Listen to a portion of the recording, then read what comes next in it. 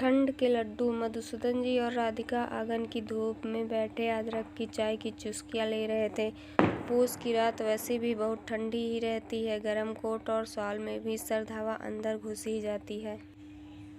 इस बार लड्डू नहीं बन पाए थे राधिका जी से, जो दोनों को ही बहुत पसंद थे। गिरते स्वास्थ्य और कमजोरी भी आ गई थी उन्हें, साथ ही उम्र का भी तकाजा था। सुगंधा और राजेश के लिए भी वह मिर्च का अचार और उड़द मेवे के लड्डू बनाकर हर साल बेंगलोर भेजती थी। दोनों को बहुत पसंद थे राधिका जी के हाथ के बने लड्डू और चटपटा अचार। लेकिन इस बार छुट्टियों में दोनों जब घर आए थे, तब इस पुराने से बड़े और घर और खेत को बेचकर बेंगलोर में ही बड़ा घर खरीदने का मन था राजेश का। लेकिन मधुसूदन जी तैयार नहीं थे, वे अपनी जड़ों से जुड़े रहना चाहते थे।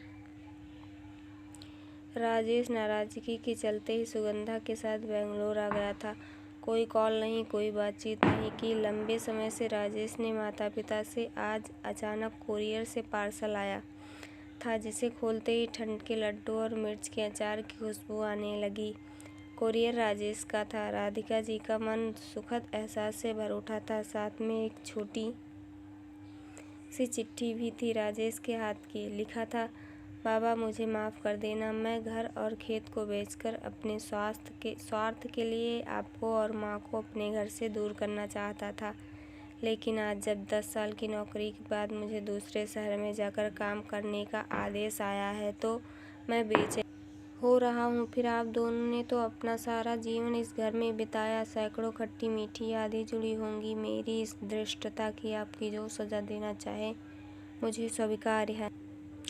सुगंधा ने आपकी पसंद के उड़द के मेवे के लड्डू और मिर्च का अचार भेजा है, क्योंकि माँ ने यह हमेशा ही बड़े प्यार से बना के हमें खिलाया। लेकिन अब आप दोनों का ध्यान रखने की हमारी पहली आवश्यकता और कर्तव्य है।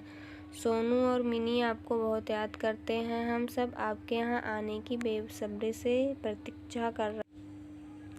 आपका बेटा राजेश। मधुसूदन जी चिट्ठी पढ़ रहे थे और राधिका जी की आंखों में खुशी मिश्रित आंसू छलक रहे थे।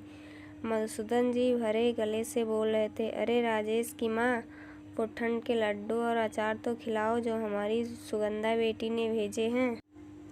आज हमारे बच्चों की पुनः घर वापसी हो गई है।